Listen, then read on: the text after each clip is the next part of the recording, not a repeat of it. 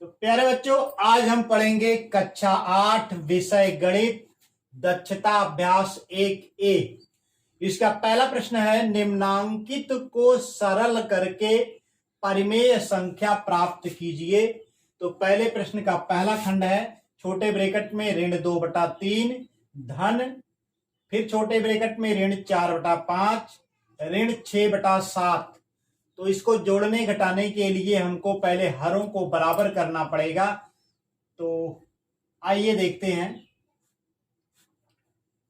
पहले हम इसका ब्रैकेट खोल देते हैं। तो ये हो जाएगा ऋण 2/3, बाहर धन चिन्ह है, अंदर ऋण चिन्ह है, तो ब्रैकेट खोलने पे ऋण चिन्ह ही आपको प्राप्त होगा। तो ये है ऋण 4/5 हो जाएगा, और ये ऋण 6/7। तो हर को बराबर करने के लिए 3, 5 और 7 का आप लघुत्तम लीजिए, तो आपको प्राप्त हो जाएगा 3 × 5 = 15, 7 × 105। तो इसका लघुत्तम 105 प्राप्त हो जाएगा। तो ये संख्याएं बन जाएंगी आपकी 105 ऋणात्मक चिन्ह के साथ। तो 3 से 105 में भाग देंगे तो 3 × 3 = 9, 3 × 5 = 15 यानी 35 प्राप्त होगा। 35 में 2 का गुणा हो जाएगा, तो 35 × 70 यानी 2/3 को आप 70/105 लिख सकते हैं। इसे 35 से काटेंगे तो 2/3 ही आपको प्राप्त हो जाएगा। फिर ऋण चिन्ह के साथ, फिर यहाँ पे बटा में 105 आपको प्राप्त होगा, और 5 से इसमें भाग दीजिए, 5 × 2 = 10, 5 × 1 = 5 यानी 21 प्राप्त हो रहा है। तो 21 में 4 से गुणा करेंगे तो 21 × 4 = 84 आपको प्राप्त हो जाएगा।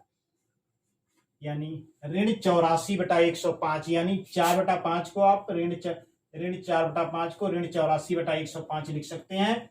और अगला हो जाएगा ऋण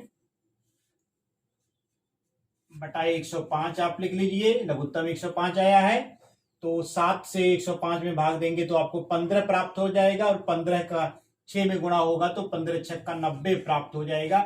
यानी 6/7 को आप 90/105 लिख सकते हैं। इसे 15 से काटेंगे तो 15 × 6 = 90, 15 × 7 = 105 यानी 6/7 ही प्राप्त होगा। तो इस प्रकार से 2/3 हमारा 70/105 हो गया, 4/5 हमारा 84/105 हो गया, 6/7 हमारा जो था यह 90/105 हो गया। अब यहाँ पर सभी के हर बराबर हो गए हैं, यानी 105 हो गए हैं। तो आइए इसको हम 105, देखिए तीनों में ऋण चिन्ह है, तीनों ही परिमेय संख्याएं ऋणात्मक चिन्ह के साथ हैं, इसलिए हम इन तीनों को जोड़ लेते हैं, और ऋणात्मक चिन्ह जो है हम इसको क्या करेंगे, बाहर ले लेंगे। ऋण ये हो जाएगा 70, धन ऋण चिन्ह हमने बाहर ले लिया तो अंदर धनात्मक चिन्ह हो जाएगा। तो ये हो जाएगा 84 धन 90/105 ये आपको प्राप्त हो जाएगा। इनको आप जोड़ लीजिए, ये हो जाएगा आपका 4 और 9 8 17, और 17 में आपको 7 जोड़ देंगे तो आपको 24 प्राप्त हो जाएगा। तो ये हो गया आपका 244/105। क्या हो जाएगा, यह ऋणात्मक चिन्ह के साथ हो जाएगा, क्योंकि तीनों ही परिमेय संख्याएं जो थी ऋणात्मक थी। तो हमें आंसर प्राप्त हो गया 244 बराबर ऋण 244/105। तो इस प्रकार से हमारा पहले प्रश्न का पहला खंड हल हो गया है। आइए हम बढ़ते हैं पहले प्रश्न के दूसरे खंड की तरफ। तो बच्चों, पहले प्रश्न का हमारा दूसरा खंड है, बड़े ब्रैकेट में उसके बड़ा ब्रैकेट शुरू है, फिर छोटा ब्रैकेट शुरू है, 2/3 है, छोटा ब्रैकेट बंद, धन 1/4, फिर बड़ा ब्रैकेट बंद, भाग का चिन्ह है, उसके बाद 2 है। तो आइए देखते हैं इसका हल क्या होता है। बराबर हो जाएगा, बड़ा ब्रैकेट शुरू, 2/3 यानी ये हो जाएगा आपका ऋण 2/3 धन 1/4, बड़ा ब्रैकेट बंद करिए, और भागे 2 है, तो इसको आप गुणा 1/2 लिख सकते हैं। भागे 2 है तो गुणे के चिन्ह में जब आप बदलेंगे तो ये जो है 2 जो है नीचे चला जाएगा, हर में चला जाएगा, और 1 जो है अंश में आ जाएगा, यानी 2 जो 1/2 हो जाएगा गुणा का चिन्ह आप करेंगे तो। आइए आगे बढ़ते हैं। ये हर इनके बराबर करने हैं तो इसका आप लघुत्तम ले लीजिए। 3 और 4 का लघुत्तम लेंगे तो आपको 12 प्राप्त हो जाएगा। 4 तिहाई 12 है। बड़े ब्रैकेट में आप लिखेंगे 3 चौको 12, यानी 4 से 2 में गुणा हो जाएगा। ऋण 8 धन 4 तिहाई 12 और 3 कन्नन 3, ऋण 8 धन 3 गुणे 1/2, ये बराबर हो जाएगा आपका 8 ऋणात्मक है और 3 धनात्मक है, तो 8 में से 3 निकल जाएगा तो आपको बचेगा कितना, ऋण 5/12 गुणे 1/2, ये बराबर आपको प्राप्त हो जाएगा ऋण 5/12 गुणे 1/2, ये बराबर हो जाएगा आपका 5 एकनन 5, यानी ऋण 5/12 दूना 24, ऋण 5/24 आपको प्राप्त हो गया आंसर इसका। तो आंसर बराबर हो जाएगा ऋण 5/24। तो इस प्रकार से हमारा दूसरा खंड भी हल हो गया है। आइए हम बढ़ते हैं तीसरे खंड की तरफ। तो बच्चों तीसरा खंड हमारा है बड़ा ब्रैकेट शुरू, ऋण 3/5 छोटे ब्रैकेट में गुणे छोटे ब्रैकेट में 35/12, बड़ा ब्रैकेट बंद, भाग का चिन्ह है 1/14, बराबर हो जाएगा आपका, यहां पर गुणा किया गया है तो 35 में आप 3 से गुणा करिए तो 3 पच्चे 15, 3 त्रिको 9, 1 10, यानी 105 आपको प्राप्त हो गया, बटा 12 पच्चे 60। अब आप देखिए यह भी ऋणात्मक है और यह भी ऋणात्मक है, तो ऋण ऋण जो हो जाएगा धन हो जाएगा, और भाग का चिन्ह जो है हमारा इसको हम गुणे के चिन्ह में बदल देंगे तो यह 14 क्या हो जाएगा, ऊपर हो जाएगा,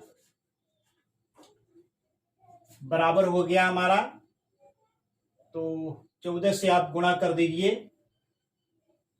पहले इसको आप थोड़ा सा सरल कर लीजिए, 105/60 गुणे 14, ये बराबर हो जाएगा आपका 3 से इसको काट दीजिए, 3 त्रिको 9, 3 पच्चे 15, इसको 3 से आप काटेंगे तो 3 दूना 6, यानी 20 प्राप्त हो जाएगा। और ये 35 हो गया, ये आपका 20 हो गया। तो आइए इसको आप 35 में आप 14 से गुणा कर दीजिए तो 14 पच्चे 70 आपको प्राप्त हो गया, और 14 तिया 42 और 7 आप जोड़ेंगे तो 42 7 49, यानी 490/20 आपको प्राप्त हो गया। तो ये हो जाएगा 49/2 प्राप्त हो जाएगा, यानी 0 0 से कट जाएगा। तो इस प्रकार से हमारा आंसर जो प्राप्त हो जाएगा 49/2। तो हमारा तीसरा खंड हल हो गया है। आइए हम बढ़ते हैं चौथे खंड की तरफ। तो बच्चों पहले प्रश्न का हमारा चौथा खंड है, बड़ा ब्रैकेट शुरू, उसके बाद छोटे ब्रैकेट में ऋण 5/9, फिर ऋण का चिन्ह है, फिर छोटे ब्रैकेट में 1/3 है, फिर बड़ा ब्रैकेट बंद है गुणे 5/2। तो आइए देखते हैं इसका हल क्या होता है। बड़ा ब्रैकेट शुरू करिए, इसके बाद छोटा ब्रैकेट आप हटा दीजिए तो यह हो जाएगा ऋण 5/9। अब ये ब्रैकेट आप हटाएंगे तो अंदर भी ऋण चिन्ह है, बाहर भी ऋण चिन्ह है, तो ये धन में बदल जाएगा, तो ये हो जाएगा धन 1/3, बड़ा ब्रैकेट बंद करिए गुणे 5/2, और 3 और 9 का आप लघुत्तम लीजिए तो आपको 9 प्राप्त हो जाएगा, तो ये हो जाएगा /9, ये हो गया ऋण 5 और 3 त्रिको 9 धन 3 गुणे 5/2, और ऋण 5 धन 3 जो हो जाएगा आपका ऋणात्मक चिन्ह के साथ आएगा, ऋण 2/9 हो गया आपका, गुणा करेंगे 5/2 2 से, तो ये हो जाएगा आपका 2 से 2 आपका कट जाएगा, 2 से 2 को काट दीजिए, 2 एक नम 2, 2 एक नम 2, तो ये हो जाएगा आपका 5/9, ऋण चिन्ह के साथ 5/9 प्राप्त हो जाएगा। तो इस प्रकार से हमारा आंसर जो प्राप्त हो गया, आंसर बराबर ऋण 5/9। तो इस प्रकार से हमारा पहले प्रश्न का चौथा खंड हल हो गया है। आइए हम बढ़ते हैं दूसरे प्रश्न की तरफ। जो हमारा दूसरा प्रश्न है, छोटे ब्रैकेट में ऋण 12/7 और 13/5 के योगफल में उनके अंतर से गुणा करिए। तो आइए देखते हैं, आप इसको बड़े ब्रैकेट में लिखें, ऋण 12/7 बड़ा ब्रैकेट शुरू और छोटे ब्रैकेट में ऋण 12/7, और ये कह रहे हैं कि इनका योगफल, तो यहां पर धन का चिन्ह लगाइए, 13/5 लिखिए। तो ये हमारा हो गया ऋण 12/7 और 13/5 का योगफल। अब क्या करना है, गुणा करना है। किससे गुणा करना है, इनके अंतर से। तो आइए इसको घटाते हैं, ऋण 12/7, उसके बाद ऋण का चिन्ह आप लगाएंगे 13/5, बड़ा ब्रैकेट बंद कर दीजिए। तो ये हो गया ऋण 12/7 और 13/5 का योगफल, और ऋण 12/7 और 13/5 का ये अंतर हो गया, इसको हमने गुणा का चिन्ह लगा दिया है, यानी इनके योगफल में इनके अंतर से हम गुणा करते हैं। आइए देखते हैं इसका। यहां पर देखिए योग का चिन्ह है, हर बराबर नहीं है, तो 7 और 5 का आप लघुत्तम लीजिए, तो ये हो जाएगा आपका 35 आपको प्राप्त हो जाएगा, 7×5 = 35,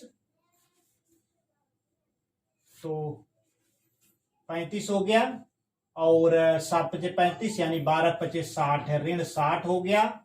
उसके बाद धन का चिन्ह लगाइए, 5×7 = 35 यानी 7 प्राप्त हुआ, 13×7 = 91, तो ये हो गया हमारा 91, ऋण 60 धन 91/35, ये हो गया आपका योग।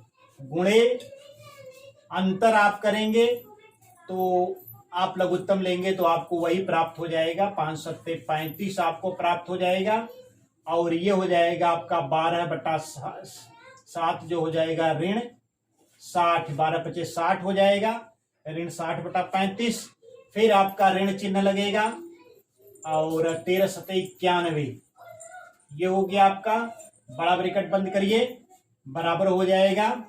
यहां पर देखिए ऋण 60 है और धन 91 है, तो इसका जो आंसर आएगा धन चिन्ह के साथ आएगा, क्योंकि 91 60 से बड़ा है, धन 31/35 हो जाएगा, गुणे, और ये दोनों ही ऋणात्मक हैं, तो ये ऋण चिन्ह के साथ होगा, जोड़ेंगे तो आपको प्राप्त हो जाएगा, 0 में 1 जोड़ेंगे तो 1 प्राप्त हो जाएगा, 9×6 = 15 यानी 151/35।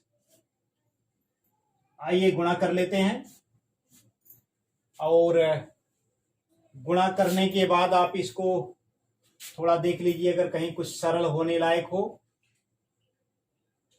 तो नहीं हो रहा कोई बात नहीं, हम गुणा कर लेते हैं, 151 गुणे 31, तो ये हो जाएगा 1, 5, 1, फिर 3 से गुणा करिए, 3 × 9 = 3, 3×5 = 15, और 3 × 9 = 3 = 4, 1 हो गया, 5 × 3 = 8 हो गया, 5 × 1 = 6 हो गया, और ये 4 हो गया, यानी 4, 6, 8, 1 यानी 4681, ये हो गया आपका अंश जो हो गया, क्योंकि ये ऋणात्मक चिन्ह है, ये धनात्मक चिन्ह है, धन और ऋण का गुणा जो ऋण होता है तो आंसर ऋण चिन्ह के साथ आएगा, 4681 बटा, अब 35 का 35 में गुणा कर लीजिए, तो आपको प्राप्त हो जाएगा 5×5 = 25, 5 × 3 = 15, और 2 = 17, 3×5 = 15, और 3 × 3 = 9, 1 = 10, तो ये हो जाएगा 5, 7 × 5 = 12, और 1 × 1 = 2,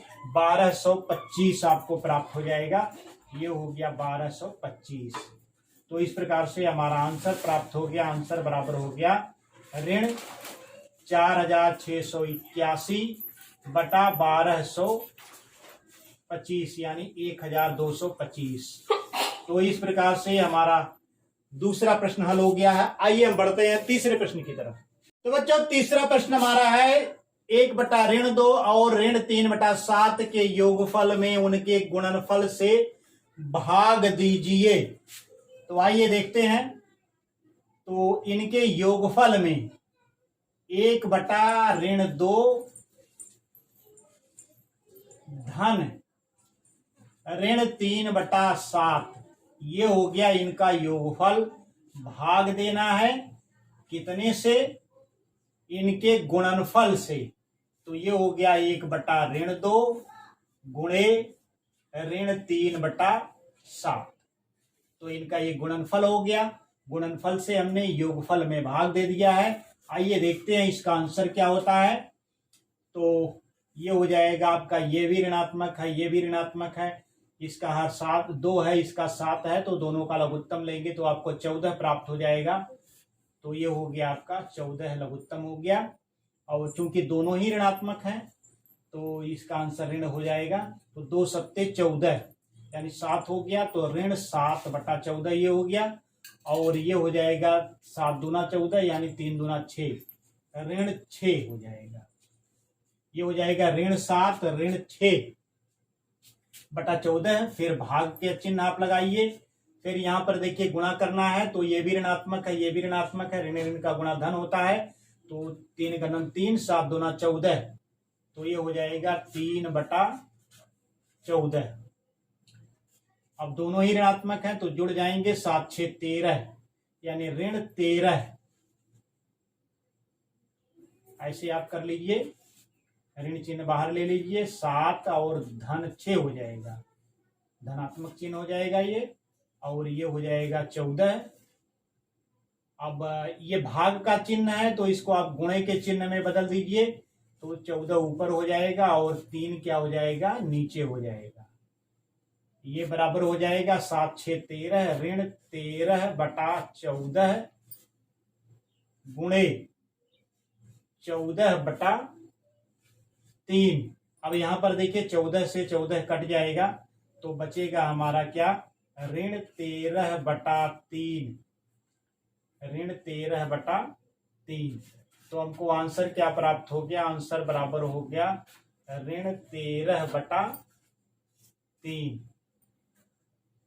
तो इस प्रकार से हमारा तीसरा प्रश्न हल हो गया है। आइए हम बढ़ते हैं चौथे प्रश्न की तरफ। अपनी अभ्यास पुस्तिका में निम्नांकित कथनों के आगे सत्य असत्य अंकित कीजिए। इसका पहला खंड है 1/a का गुणात्मक प्रतिलोम a है यदि a बराबर नॉट 0। तो 1/a का गुणात्मक प्रतिलोम a ही होगा, क्योंकि 1/a में a से गुणा करेंगे तो हमको 1 प्राप्त होगा। तो गुणात्मक प्रतिलोम की परिभाषा यही कहती है कि यदि दो संख्याओं का गुणनफल 1 के बराबर है तो दोनों एक दूसरे की गुणात्मक प्रतिलोम कहलाती हैं। तो 1/a में a से गुणा करेंगे तो हमको 1 प्राप्त होगा, इसलिए 1/a का गुणात्मक प्रतिलोम a है। यह कथन क्या है? सत्य है। आइए हम दूसरा खंड देखते हैं। ऋणात्मक परिमेय संख्या का योगात्मक प्रतिलोम धनात्मक संख्या नहीं होता है, तो यह कथन असत्य होगा। यह कथन क्या है? असत्य है, क्योंकि ऋणात्मक परिमेय संख्या का योगात्मक प्रतिलोम धनात्मक परिमेय संख्या ही होता है। यहां पर इन्होंने लिखा है नहीं होता है, क्योंकि होता है इसलिए यह कथन क्या हो जाएगा? असत्य हो जाएगा। ऋणात्मक परिमेय संख्या का योगात्मक प्रतिलोम धनात्मक परिमेय संख्या होता है। अब तीसरा खंड हमारा है 1 को 0 से भाग देना संभव नहीं है, यानी 1 में 0 से भाग देना संभव नहीं है। तो किसी भी संख्या में 0 से भाग देना संभव नहीं है, इसलिए यह कथन क्या है? सत्य है।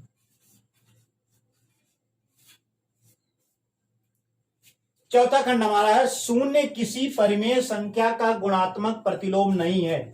क्योंकि गुणात्मक प्रतिलोम की हमारी परिभाषा कहती है कि दो परिमेय संख्याओं को गुणा करने पर गुणनफल अगर 1 प्राप्त होता है तो दोनों परिमेय संख्याएं एक दूसरे का गुणात्मक प्रतिलोम कहलाती हैं। यदि उनमें से एक संख्या 0 हो जाए तो 0 से गुणा करेंगे तो आपको 0 प्राप्त हो जाएगा, जो गुणात्मक प्रतिलोम की परिभाषा को संतुष्ट नहीं करता है। इसलिए 0 किसी परिमेय संख्या का गुणात्मक प्रतिलोम नहीं है। यह कथन क्या है? सत्य है। तो इस प्रकार से हमारा अभ्यास दक्षता अभ्यास 1-1 ये सभी प्रश्नों को हल हो गया है। एक नए अभ्यास को लेकर के पुनः मिलेंगे, तब तक के लिए नमस्कार, धन्यवाद।